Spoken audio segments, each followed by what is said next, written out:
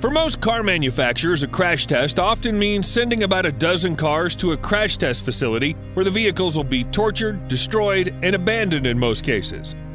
The more expensive the car is, the more money its maker has to spend for the tests. Here are some of the biggest spenders in the industry. Number 10. Range Rover Velar. The Velar itself is supposed to fill the gap between two other popular models, the Range Rover Sport and the Range Rover Evoque. A job it's done quite well with its 376 horsepower V6 engine, complemented with massive interior to house that high-tech comfort. Euro NCAP has tested the 2017 model, and the car passed with flying colors. In fact, it earned an overall excellent performance in crash protection thanks to the comprehensive crash avoidance technology. The passenger dummy used in the frontal offset test remained in good shape in all critical body areas. The passenger compartment also stayed stable upon impact. On the more severe side pole impact, the Range Rover Velar even scored maximum points. Moreover, the emergency braking system was shown to be effective to help avoid collisions at almost all test speeds.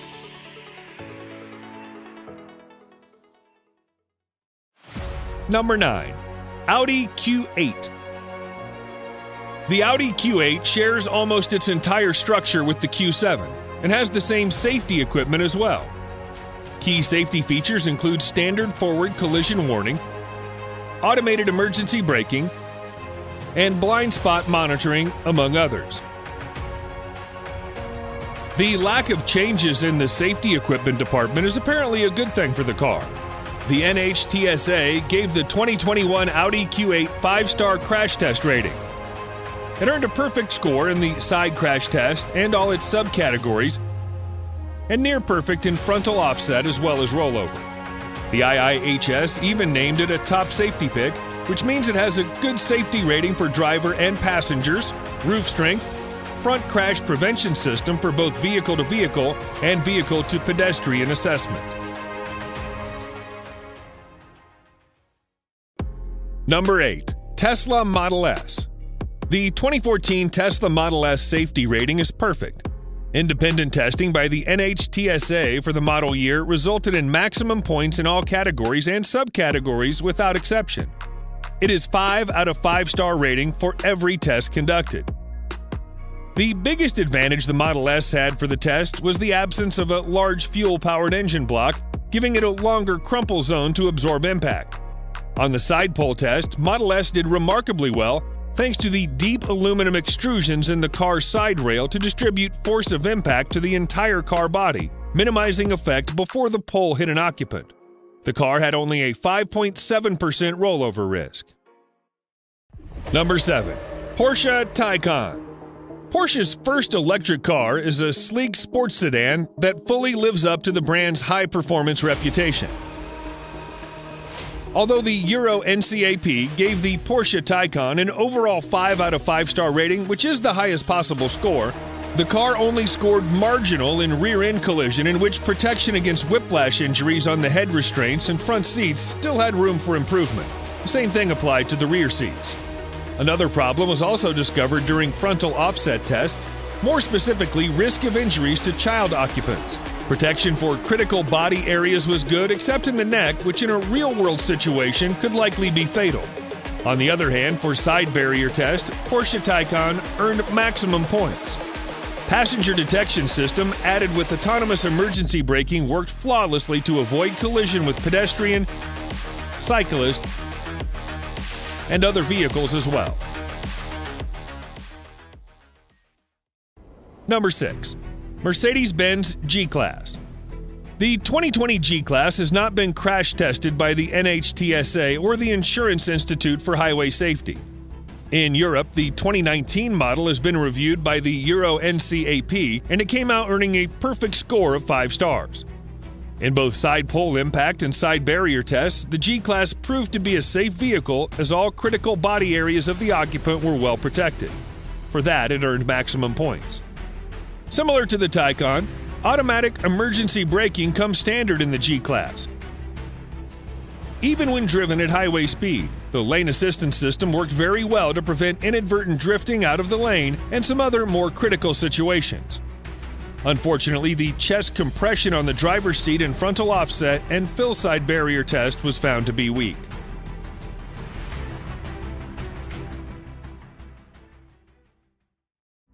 Number 5. Mercedes-Benz SLS AMG.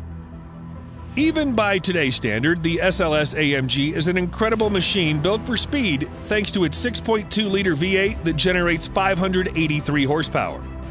Just like many other supercars, neither the NHTSA nor IHS has crash tested it. Even the Euro NCAP has no safety rating for it. That said, online videos of a crash test show that the sleek long hood does a remarkable job in absorbing the impact of a frontal crash to the point where the windshield remains intact following a direct hit.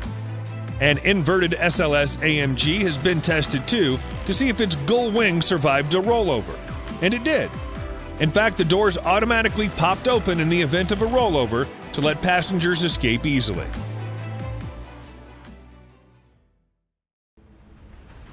Number 4. Lamborghini Murcielago.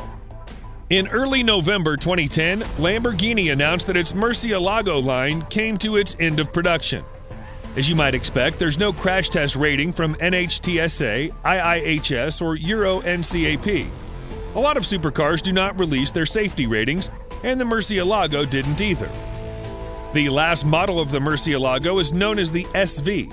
Except for the steel doors and roof, the entire body is made of carbon fiber.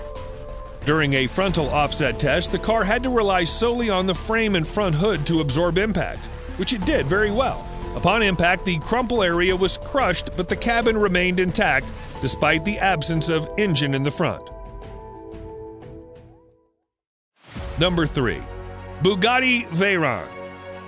Crash test for any car model is intended to see how the vehicle reacts to normal usage in the real world, which may include high-speed crashes, rollover damage, and emergency braking, among others.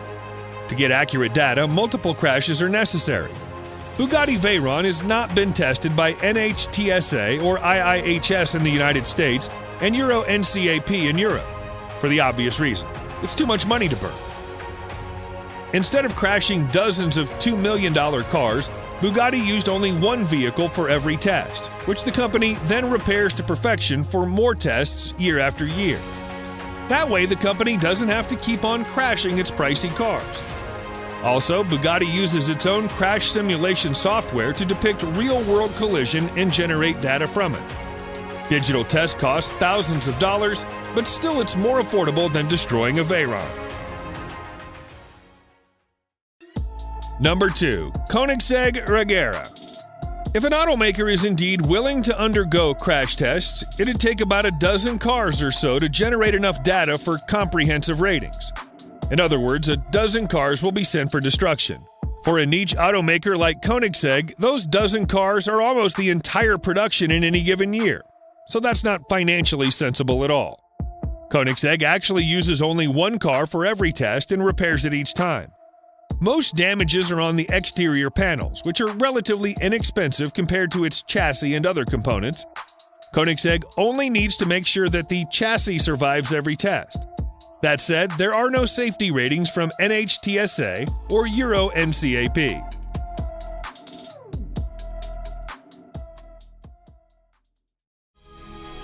Number 1. Pagani Huayra. Not only is Pagani Huayra mesmerizing to look at, but also mind-boggling with a V12 that generates 791 horsepower. This car's not been crash tested by IIHS, NHTSA, or Euro NCAP, but then again, Pagani is not required to undergo the test anyway. Pagani actually crashed its Huayra prototype in a real-world test drive, albeit unintentionally, near a Falterbach in Germany. The company claimed that the central monocoque of the Huayra performed extremely well, that the driver and passenger were left uninjured in the incident. In a crash test video clip that circulates online, Pagani Huayra's structure is shown to withstand a frontal impact at a strength that would otherwise shatter a standard carbon fiber part.